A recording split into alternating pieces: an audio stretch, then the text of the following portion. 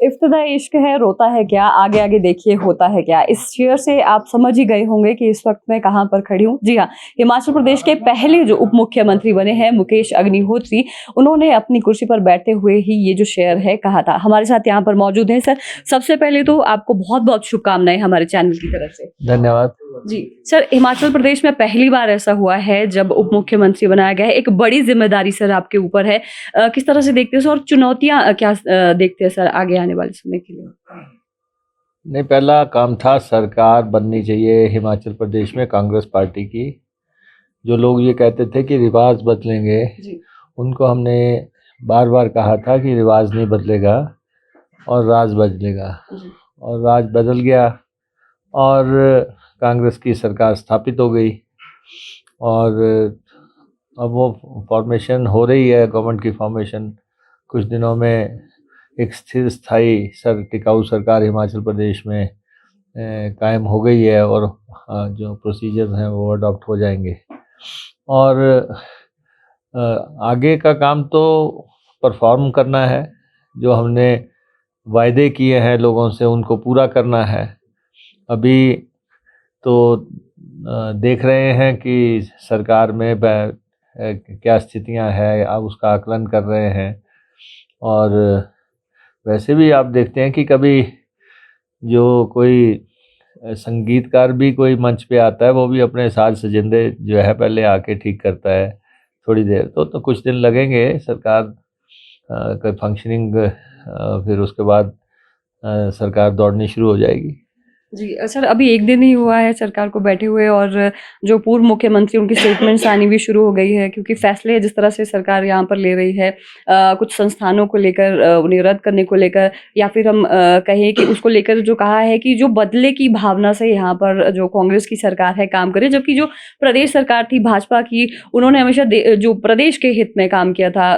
इस तरह की जो स्टेटमेंट सर उनकी तरफ से आ रही है। अगर प्रदेश हित में काम किया होता तो रिवाज न बदल जाता।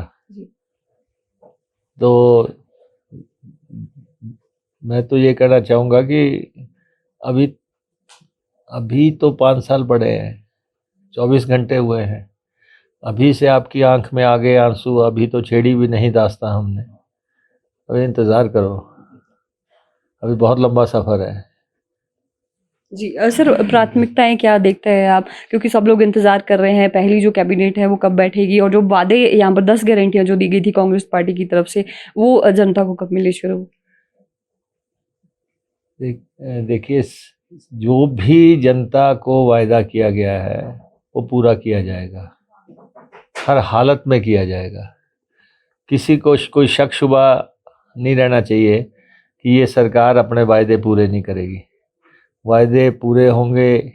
ओपीएस हमने कहा है 10 दिन के अंदर देंगे, या जो पहली कैबिनेट में देंगे, वो सब कुछ उसी तरह से होगा जैसे कहा गया है।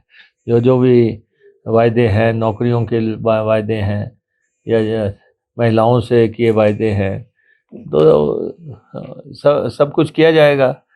अब जयराम सरकार ने अपने समय में 25,000 करोड़ रुपए का कर्जा ले दिया और भारी भरकम कर्जा उठा के जो है प्रदेश को दिवालियापन में धकेल दिया गया। प्रदेश की जो ग्रांट्स थी केंद्र से जो मिलती थी वो सारी बंद हो गई। इन्होंने लड़ाई नहीं लड़ी, जद्दोजहद किया नहीं, तो इसलिए प्रदेश को आर्थिक तौर पे इन्होंने बहुत बर्बाद किया है। अब उसको सही करने के तौर तरीके ढूंढे जाएंगे और बाकी जो भी वायदे हैं जो हमने शुरुआत में कहा है वो अभी पूरे करेंगे और बाकी बजट में सब अपीयर हो जाएंगे। जी सर, एक बहुत बड़ी चुनौती है हिमाचल प्रदेश में इस वक्त, वो है कर्ज। जिस तरह से आपने कहा अभी, क्योंकि आर्थिक रूप से जब हिमाचल प्रदेश रिसोर्स की अगर हम बात करें उसको जनरेट करने, क्या उस पर काम करना शुरू किया जा चुका है सर?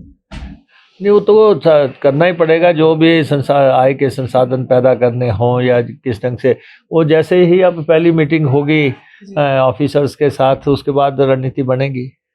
जी सर, आखिरी सवाल आपसे, जब विपक्ष में थे आप तो उस वक्त हमेशा देखा गया कि किस तरह से आप जवाब जो सरकार से को जो जवाब आप करते थे, तो मतलब एक हम कह सकते हैं कि धमाकेदार हमने आपका जो एक रूप देखा है विधानसभा में। लेकिन जब कभी सरकार में जब आप आते हैं तो हम कह सकते हैं कि इस बार विधानसभा में एक शालीनता भरा जो स्वभाव है वो हमें देखने को मिलेगा मुकेश अग्निहोत्री जी का। ये देखो, जिम्मेवारी जिस तरीके की मिलती है उसी ढंग से व्यवहार किया जाता है। पहले हम विपक्ष में थे, सरकार में आना था, सरकार को लाना था, तो हमने अपनी भूमिका निभाई। अब हम सरकार में हैं और उस तरीके से काम किया जाएगा। मैं 5वां इलेक्शन जीता हूँ।